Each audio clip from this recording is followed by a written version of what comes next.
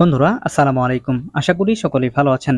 কারা অধিদপ্তরের কারারক্ষী ও মহিলা কারারক্ষী পদের লিখিত পরীক্ষা আগামী 19শে এপ্রিল অনুষ্ঠিত হতে যাচ্ছে। তো যে সকল প্রার্থীরা 19শে এপ্রিল এই লিখিত পরীক্ষায় অংশগ্রহণ করতে যাচ্ছেন তাদের জন্য রইল অনেক অনেক দোয়া ও শুভকামনা। তো বন্ধুরা আজকের এই ভিডিওতে আপনাদেরকে জানাবো যে আপনাদের লিখিত পরীক্ষায় অংশগ্রহণ করতে কি কি কাগজপত্র সাথে করে নিয়ে যেতে হবে এবং লিখিত পরীক্ষার দিন অন্য কিছু করানো হবে কিনা। তো বিস্তারিত জানতে অবশ্যই ভিডিওটি না টেনে সম্পূর্ণ দেখতে থাকুন। তো মূল ভিডিওতে যাওয়ার আগে আপনারা যারা লিখিত পরীক্ষায় অংশগ্রহণ করতে যাচ্ছেন তাদের জন্য লিখিত পরীক্ষার চূড়ান্ত একটি সাজেশন আমি পিডিএফ আকারে নিয়ে এসেছি। আপনারা চাইলে আমার কাছ থেকে এই চূড়ান্ত সাজেশনটি সংগ্রহ করতে পারেন। আশা করি এই চূড়ান্ত সাজেশনটি পড়লে আপনি লিখিত পরীক্ষায় খুব ভালো একটি ফলাফল করতে পারবেন। মনে রাখবেন এবার কিন্তু খুবই প্রতিযোগিতাপূর্ণ একটি লিখিত পরীক্ষা অনুষ্ঠিত হবে, কারণ জানেন যে এবছর কিন্তু হিউজ পরিমাণ প্রার্থীকে লিখিত পরীক্ষায় উত্তীর্ণ করা হয়েছে। তো আপনার প্রস্তুতি যদি ভালো না থাকে সেক্ষেত্রে কিন্তু আপনি শুরুতেই বাদ পড়ে যাবেন। তো অবশ্যই আপনাকে এই সাজেশনটি সংগ্রহ করে যদি আপনি ভালোভাবে পড়েন তাহলে খুব সহজেই কিন্তু আপনি লিখিত পরীক্ষায় উত্তীর্ণ হতে পারবেন। তো এই চূড়ান্ত সাজেশনের পাশাপাশি কিন্তু আপনারা বিগত সালের প্রশ্নটিও পেয়ে যাবেন।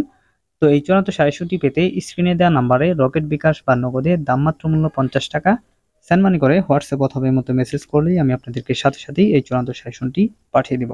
তো যাই হোক ভিউয়ার্স, মূল আলোচনায় ফিরে আসি। বন্ধুরা আপনারা জানেন যে আগামী 19শে এপ্রিল কারারক্ষী ও মহিলা কারারক্ষী পদের লিখিত পরীক্ষা অনুষ্ঠিত হতে যাচ্ছে। তো অনেকেই আমার কাছে জানতে চেয়েছেন যে ভাইয়া, লিখিত পরীক্ষার দিন আমাদেরকে কি কি কাগজপত্র সাথে করে নিয়ে যেতে হবে এবং লিখিত পরীক্ষার দিন লিখিত পরীক্ষার পাশাপাশি আমাদেরকে অন্য কিছু করানো হবে কিনা, যেমন ভাইবা বা চূড়ান্ত মেডিকেল এ সমস্ত কিছু করানো হবে কিনা। তো প্রথমেই আসি আপনাদেরকে কি কি কাগজপত্র সাথে করে নিয়ে যেতে হবে। তো বন্ধুরা আপনারা সকলেই অবগত রয়েছেন যে আপনাদের ফোনে কিন্তু একটা মেসেজ পাঠানো হয়েছে কারা অধিদপ্তর থেকে। তো সেই এসএমএস এ কিন্তু আপনাদেরকে একটা ইউজার আইডি এবং পাসওয়ার্ড দেওয়া হয়েছে। তো সেই ইউজার আইডি এবং পাসওয়ার্ডটি ব্যবহার করে আপনাকে একটা এডমিট কার্ড ডাউনলোড করতে হবে, অর্থাৎ লিখিত পরীক্ষার যে এডমিট কার্ডটি রয়েছে সেই এডমিট কার্ডটি কিন্তু আপনাকে ডাউনলোড করতে হবে। তো মূলত এই এডমিট কার্ডটি কিন্তু আপনাকে সাথে করে নিয়ে যেতে হবে। তো এর বাইরে কিন্তু আপনাদেরকে আর কোনো কাগজপত্র সাথে করে নিয়ে যেতে হবে না। তো এই এডমিট কার্ডের পাশাপাশি আপনারা আপনার যে ভোটার আইডি কার্ডটি রয়েছে সেটি সাথে করে নিয়ে যেতে পারেন। তো এটি না নিয়ে গেলেও কিন্তু আপনার কোনো সমস্যা হবে না, তবে আপনি সাথে রাখতে পারেন। যদি তারা চায় সেক্ষেত্রে আপনি তাদেরকে দেখাতে পারেন। তো এখন আসি যে আপনাদের এই লিখিত পরীক্ষার দিন অন্য কিছু করানো হবে কিনা। উত্তর হচ্ছে না, আপনাদেরকে শুধুমাত্র লিখিত পরীক্ষার দিন কিন্তু লিখিত পরীক্ষাই দিতে হবে।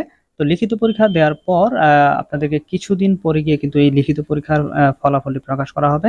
তো এই লিখিত পরীক্ষায় যারা যারা উত্তীর্ণ হবেন তাদেরকে পরবর্তীতে আবারও এসএমএস এর মাধ্যমে জানিয়ে দিবে এবং আপনাদেরকে মৌখিক পরীক্ষার জন্য কিন্তু ডাকা হবে। তো মৌখিক পরীক্ষায় কিন্তু এই নিয়োগের সর্বশেষ ধাপ।